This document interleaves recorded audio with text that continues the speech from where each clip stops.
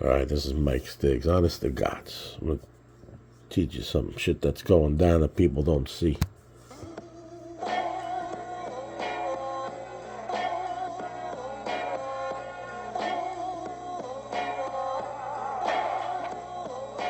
Cash rules everything around me. Green, get the money. Dollar, dollar bill, y'all. I grew up on the crime side, the New York Times side, staying alive with no job. People are running out of money. I've been telling a couple people. I had a meeting with someone today about robberies going up and stuff like that, but this is what's really going on. Get ready for this.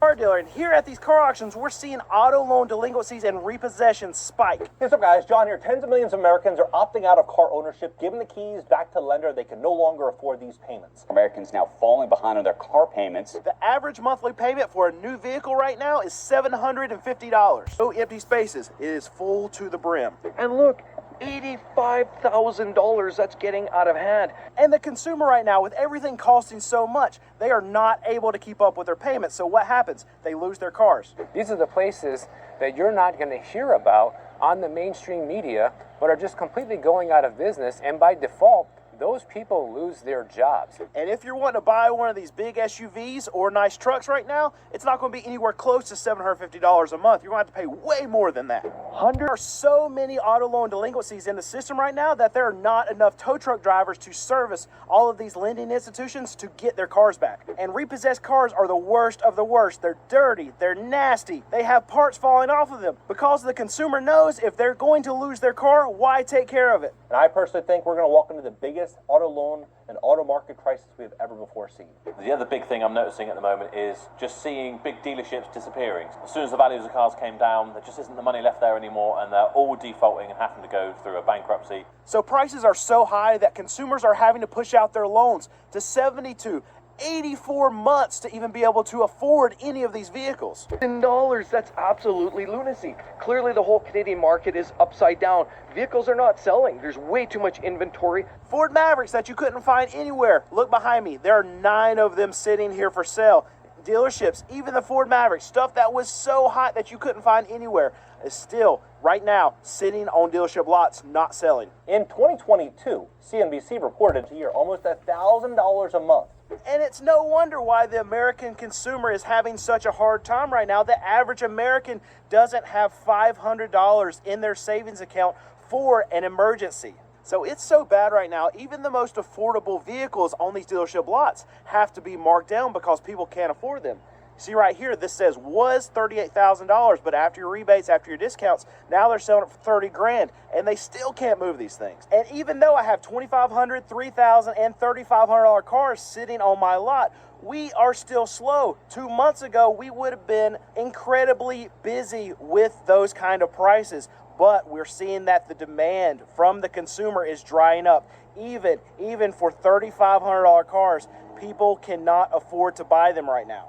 So dealers and lenders trying to get rid of these cars. How many people are looking to buy a car today with a 14% interest rate? Buying a $47,000 car with a 14% interest rate, looking at about $1,000 a month, plus car insurance and gas, $1,500 a month. It's not going to happen, not for the average person. And it's not. What we really have to focus on is middle America and people that don't have these high-paying tech jobs.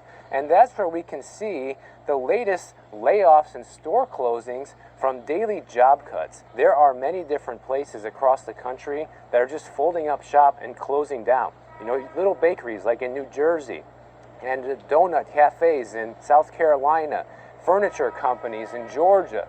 These are the places that you're not going to hear about on the mainstream media, but are just completely going out of business, and by default, those people lose their jobs. And those are the kinds of people that are probably levered up with the most debt, and if they lose their job, most likely cannot afford to make their debt payments, including their car payment.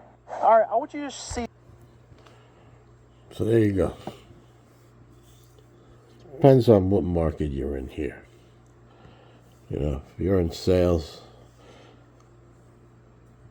people are out of money. That's just the way it is. I was telling a person the other day, the crime's on the way up. People don't have money, they can't make the bills. They're going to have to find another way to get that money.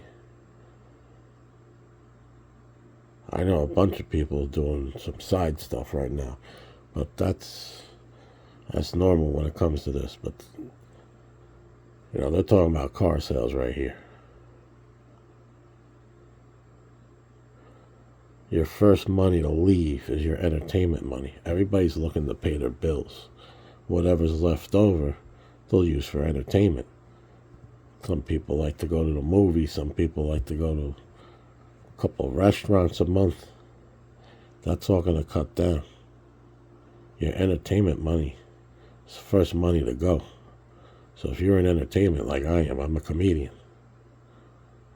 It's not going to be a lot of money left over right now for entertainment. You know, especially here in Vegas.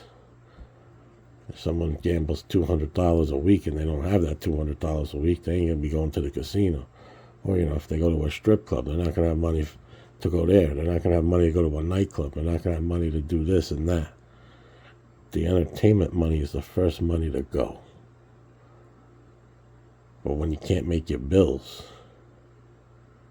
you can't make your car payment, you lose your car. It's only going to get worse from here on out. If you got one job, you better start side hustling now. Because if you lose that job, you got nothing. This is where the hustlers are going to make the money. And that's what I was telling a friend of mine. As crime goes up, capitalize on where the money's going to be made. Protection.